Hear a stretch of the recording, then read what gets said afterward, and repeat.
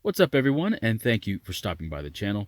Today's project is this Weed Eater brand trimmer, and the problem is that it currently doesn't run. Let's take a good look at it, find out what's wrong with it, and hopefully we can fix it.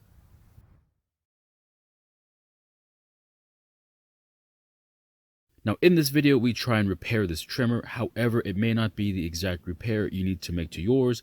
We'll explore other options later in the video. These trimmers are so easy to use because they weigh practically nothing. They have small engines and tiny thin shafts, and you can literally use it with one arm. Unfortunately, no one's using this one right now because it won't start. Now before I begin tearing into this thing, I want to take a look around and see if there are any obvious problems that might keep us from bringing this thing back into service. Now the throttle seems to work fine, but the lever on the carburetor isn't hitting the adjuster. I've never seen this problem before, but I think I can make this work. Otherwise, we'll replace the whole carburetor. Now the fuel lines look like Tygon line, but they're not supple anymore, so we may have to replace them.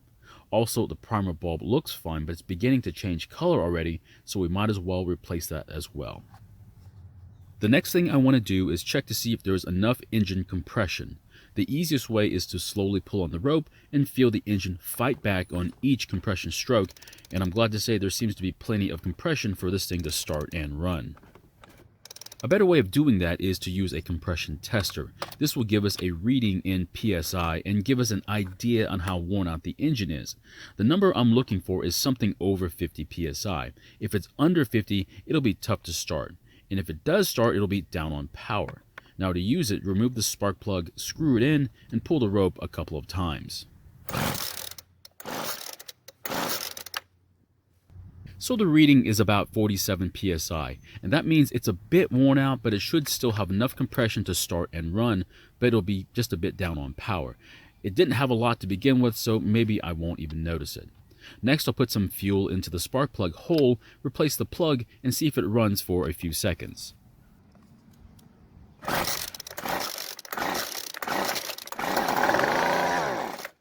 And luckily it ran for a second, so I'll continue with this project. The next thing I noticed was that the fuel cap will need to be replaced because the air vent is missing, and without it the cap will leak fuel. There's also a loose line in the tank that I'll go ahead and take out. After that, I'll move on to the carburetor and remove it from the engine.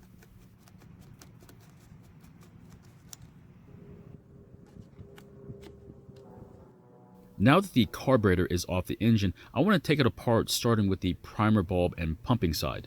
Now since there wasn't a fuel filter in the tank, I want to make sure that the inlet screen is clean, and if it is dirty, we'll have to clean it or replace it. In this case, ours is dirty, so we'll have to clean it with some carb cleaner. Before we do that, I want to check that these two flaps on the pumping diaphragm are parallel with the rest of it.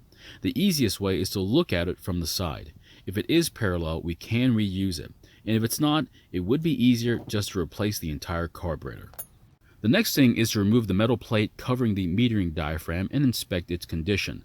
I want to make sure it's still pliable, but in our case, it's very petrified, so we're definitely going to have to replace it. If you're curious, it's not supposed to make this popping noise. Here's the new diaphragm, and this is how flexible it's supposed to be. You can order these on any large online store. Just take your pick of the most popular ones. Before I can replace it, I need to remove the old gasket that broke when I was taking the old one off.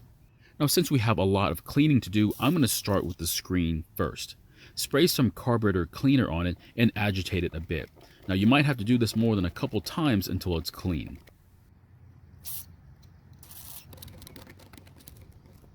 Now that the screen is clean, I have to test that fuel will flow through it and the carburetor.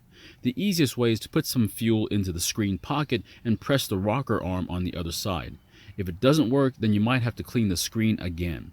If it still doesn't work, then consider replacing the carburetor.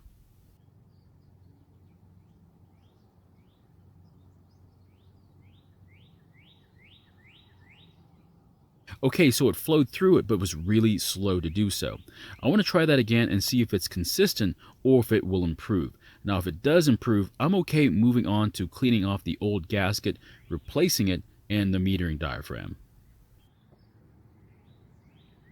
I will let you know I'm going through a lot of trouble trying to save this original carburetor. The reason is I like the quality of the original one over the cheap replacements. However, there isn't anything wrong using a cheap carb. I've done it plenty of times. After the old gasket is gone, I'll replace it first, then the diaphragm, followed by the metal plate.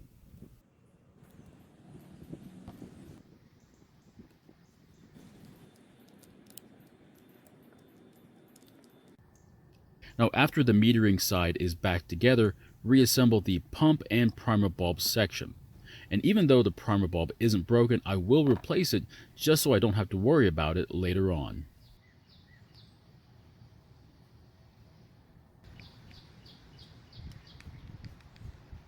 Now before I reinstall the carburetor back onto the engine, I want to check that the primer bulb is working. I'm also using an old fuel filter, so I'm testing that that works as well. I'm going to attach it to some fuel line and drop it into my fuel tank, and then attach the other end to the lower port on the carburetor. Then I'm going to press the bulb until it fills up. And since the filter is old, it will fill up with some discolored fuel at first, and then it should look like its regular color after that. Now if it doesn't fill up, then I would consider replacing the carburetor. Now before I reinstall the carburetor back onto the engine, I'll replace the fuel line. Now the thicker one is 3/16 of an inch, and that will be our return line. And the thinner line is 140 thousandths of an inch, and that will be the fuel filter line. Now both can be bought on any large online store, just take your pick. Now to help install it, cut the line at a sharp angle to help get it started in the holes in the tank. Just make sure the fuel filter line is long enough that it can reach the far side of the tank. On the return line, I will be attaching the plastic splice that was in the tank earlier. It's supposed to help keep the line from being pulled out of the tank.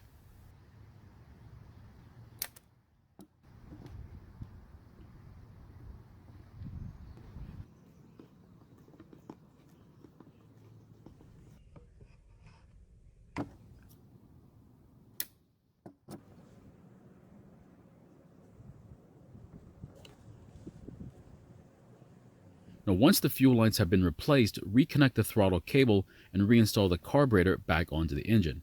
Cut the fuel lines to length and then connect them to the carburetor as well. Remember that the thinner line goes to the bottom port and the thicker line goes to the top port.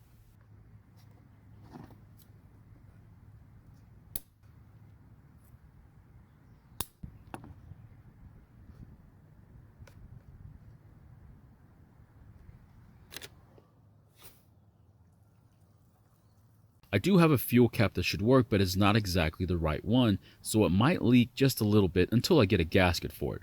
Now the important part is that the air vent is there, otherwise the trimmer won't run for long. Let's prime the fuel system, try starting it and see how it runs.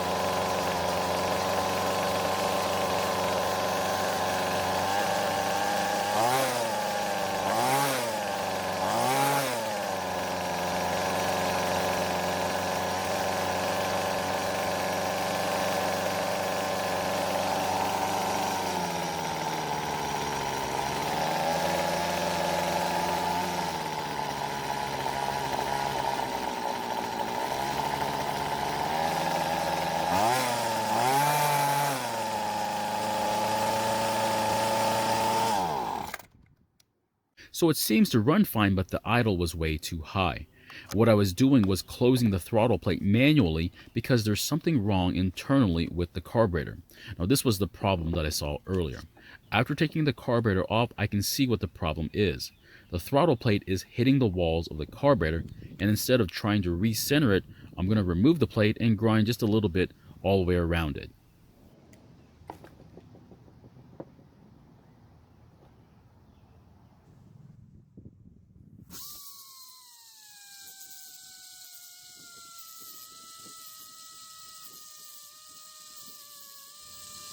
Now I admit it, this probably isn't the best idea, but this is going to be my personal trimmer that I'm going to be using.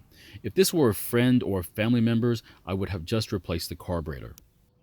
Now if I move the throttle lever, it moves freely and closes completely. Next I'll reinstall it back onto the engine, and hopefully I'll be able to lower the idle speed.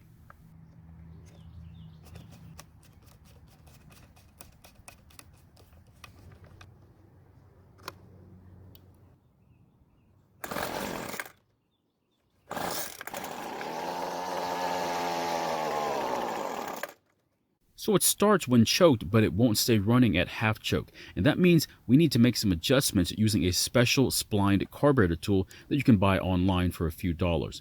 I'll start by turning the L screw, which is closer to the engine, counterclockwise about a quarter turn.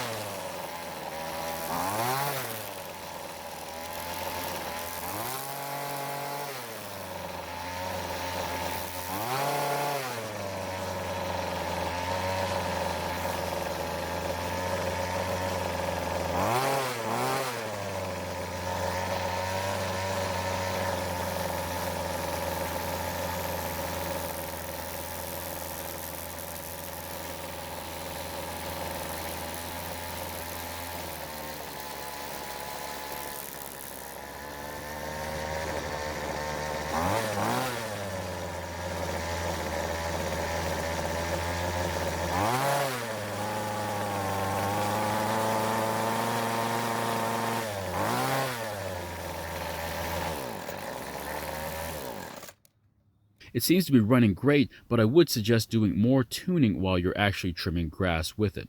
And what you saw me doing was adjusting the carburetor to run at full throttle, which is the screw closer to the air filter this time and not the engine. After that, I used a Phillips head screwdriver to turn down the idle speed.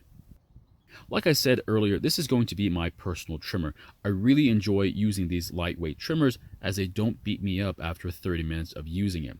Now, if you want to use a trimmer with twice the power as this one, be my guest. This is just my personal preference.